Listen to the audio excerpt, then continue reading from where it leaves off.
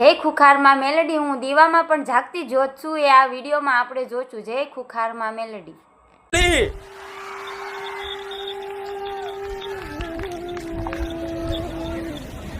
મારા ચમનું રચાવાનું, ચમનું પૂરું કરવાનું એ મન માતાને ખબર છે.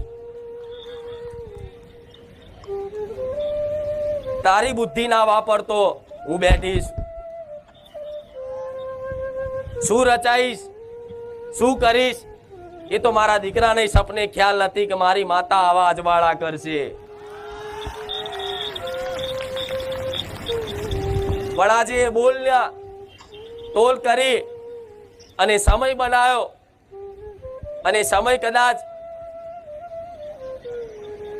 મારા ભાવિક ભક્તો વચ્ચે યાદ કરાઈ અને બે શબ્દોની વાતો કહીશ. સમ કે મારા જેવી વાઘ જેવી માતા તમારા ઘેર બેઠી છે.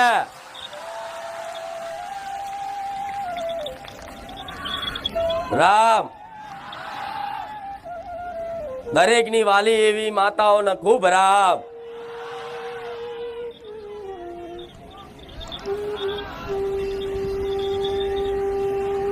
રામ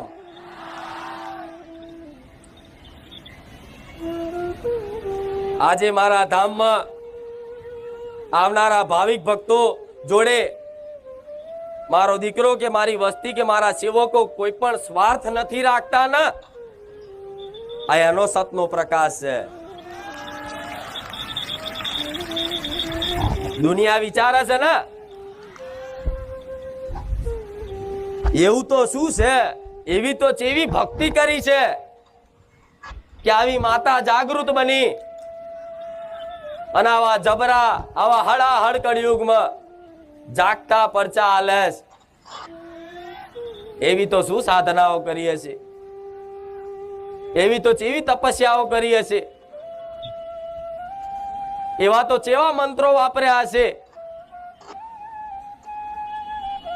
કે આજે આખા ગુજરાતમાં સૌથી વધારે ભાવિક ભક્તો લઈને બેઠેલી મેલડી બનીશું.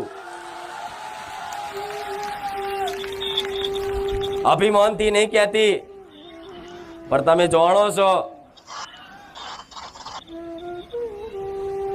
તેનું એક જ કારણ છે, નિસ્વાર્થ સેવા, પરોપકારની ભાવના. એ પ્રાર્થના કરે ને કે માં આવનારા ભાવિક ભક્તોનું ભલું કરજે, તો એના બોલે લાખોનું ભલું કરવા વાળી માતા છું.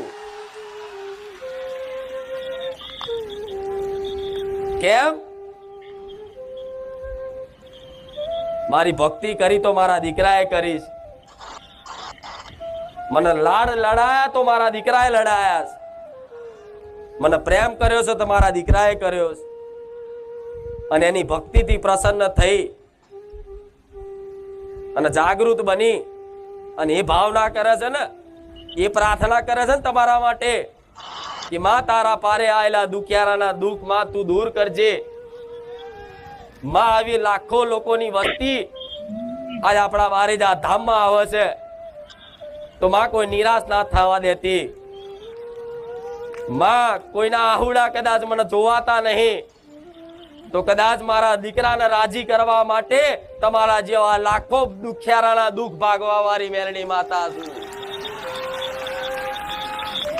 તમને જોઈ અને મારો દીકરો રાજી થાય, તમને સુખી જોઈ, તમને આનંદિત જોઈ, તમારા મુખે હસી જોઈ અને મારા દીકરાને કદાચ અંતરાત્મામાં આનંદ થતો હોય કે આપણે બારેજા ધામમાં આવ્યા પછી કેટલા ભાવિક ભક્તોનું દુઃખ દૂર થાય, તો એને રાજી કરવા માટે તો કરોડો ના પહોંચું મારું નામ મેલડી નહીં.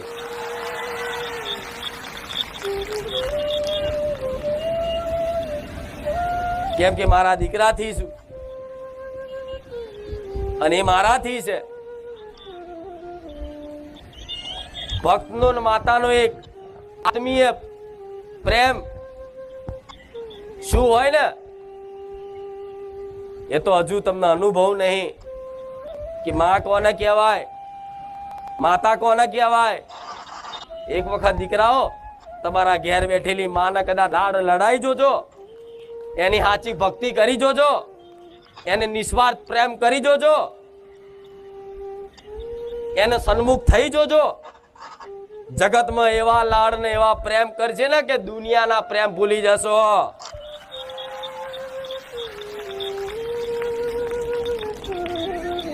કોઈની પડી નહીં હોય, કોઈની ચિંતા નહીં હોય. બસ એક જ, મારી માતા, મારી માં, મારી માન, મારી માં, મારી ચામુંડા, મારી ચામુંડા, મારી મહાકાળી, મારી મહાકાળી, મારી અરસીદી, મારી મેલડી. 24 કલાક આવું થતું થઈ જશે. તમારી દરેક માતાઓના આવા લાડ કરવા, આવો ભાવ રખાવો. પણ એટલી ભક્તિ નહીં હોતી.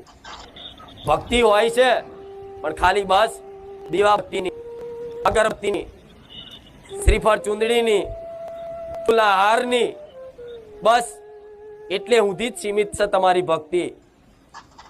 પણ ભક્તિ શું છે ને,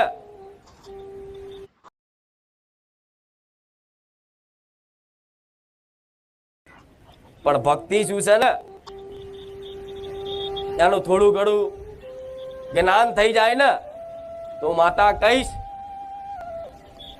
કે દીવા કરવાની જરૂર નહીં, વગર દીવે માતાઓ જાગતી જ્યોત છે.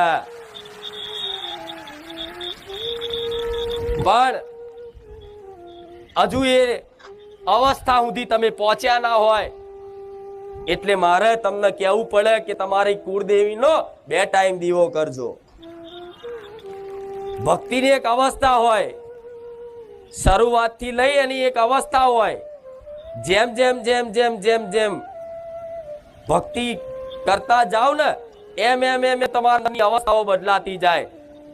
અને અવસ્થા ધીરે ધીરે ધીરે ધીરે ધીરે ભક્તિની એવી થઈ જાય ને કે ભક્તિ નહીં, પછી એનું નામ પરાભક્તિ કહેવાય. એ દીવાબત્તીથી ઉપરની વસ્તુ છે.